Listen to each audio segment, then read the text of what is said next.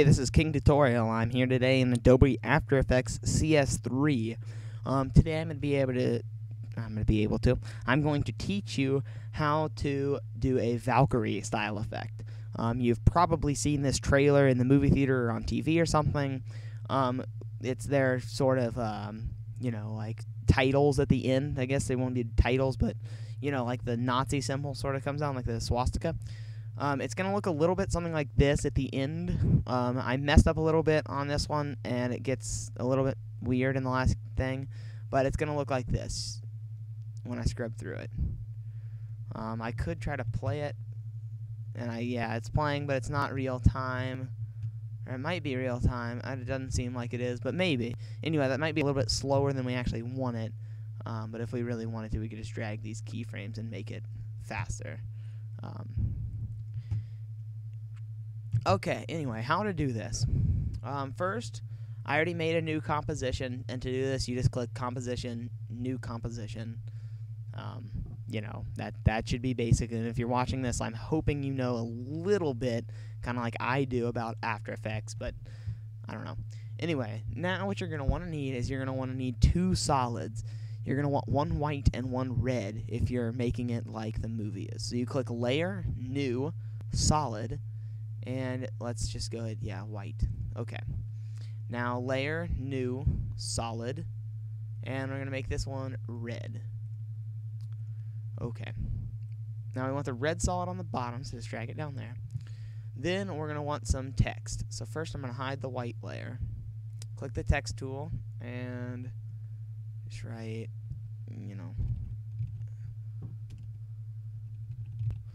Okay, there's our text. Yeah. Okay, now you're going to want the text layer to be in the middle of the two. So you drag that between the two. Now, we can unhide our white layer, and as you can see, you can't see the text behind the white layer, obviously, because it's on top. And if you know, like, about Photoshop or something, that's why. Alright, so now what we're going to want to do is we're going to make a mask, because we're going to mask this white out so it shows through and so you can see the text and the red. Now, at first, I used to do this with the pen tool until I realized you can click this button right here on the rectangle tool or the shape tool, and you can make a mask with that shape. I know that's basic, but I just figured that out, so yeah, that's pretty cool. Anyway, I'm going to zoom in a little bit on the composition here by dragging this. Okay, now we're going to want this to happen in about, 2 seconds. That might be a little bit slow, but that's how I'm going to do it. You're going to first want to draw at 0 seconds, draw a rectangle that doesn't go onto your thing at all.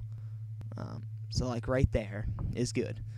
Now, a normal mask, what it does is it only shows what you're doing. See, so wherever I drag this is where that white is. So I'm seeing just that area, and everything else is invisible. But what we want is we want it to be inverted. So, thanks Adobe, put a little invert button. So now wherever we drag this, now wherever we drag this, we can see through it, which is what we want. So now what I'm going to do is I'm going to click on this little down arrow on the mask, and then click the stopwatch. This stopwatch means that anything that has a stopwatch next to it is keyframeable. So if I press a keyframe, it makes a keyframe there. It's simple enough, right? Yeah. So now I'm going to want to go to 1 second, just for simplicity, and get the arrow tool. Now I had some problems with this earlier. What I found you have to do is you have to shift click the point, then you can drag it to where you want. Which is a little weird, but So now I'm going to shift click this one and drag it over there to try to make it look nice.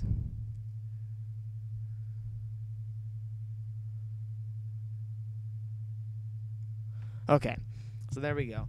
Now, we can scrub through this, and you see that the mask comes down and then stops there. But we want it to go to the right, like the trailer does.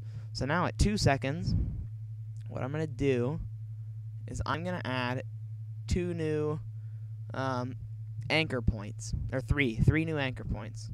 I'm going to add one here, and one here. And what you're going to want to do is you're going to want to grab these anchor points and put them pretty much on top of the other one, but you need to put it a little bit off to the side so you know which ones are which. There might be an easier way to do this, but this is the only way I know how to do it, so just roll with me here.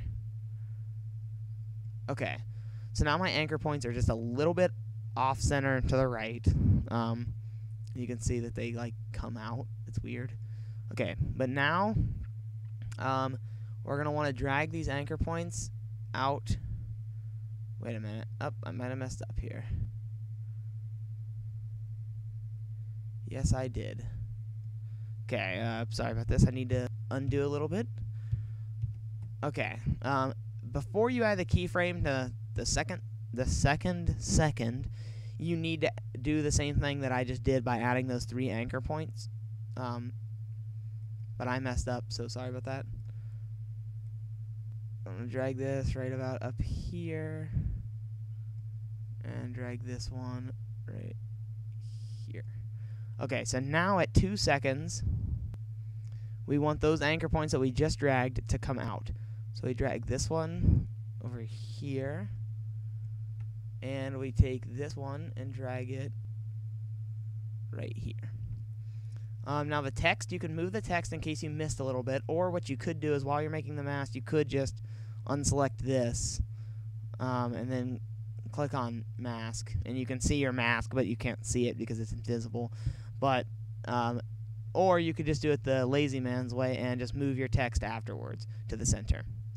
So now here's what this looks like at the end of our production. Yeah, sure.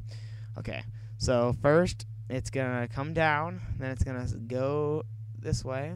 And as you can see, I'm a little bit too off-center because you can actually tell on right like here. But, you know, you can fix that if you're a little more precise. Then it comes over just like that. And, you know, you could do this better if you didn't just add solids. You know, you could actually, like, draw out your own thing in Photoshop and import it in here. If you wanted, like, the little lines and weird stuff they have on the white, and then it to come down and, you know, look a little bit better. But this is just an example of what you can do with Adobe After Effects, and it's a pretty nice title, I guess. You could maybe have a clip behind it. If you had instead of the white, you know, you could have a, I don't know, headshot or something, and then this could come down and be like, bam. I don't know why you'd do that, but maybe. Just giving you some ideas here. So thanks for watching, and I hope you check out my other videos. Thanks.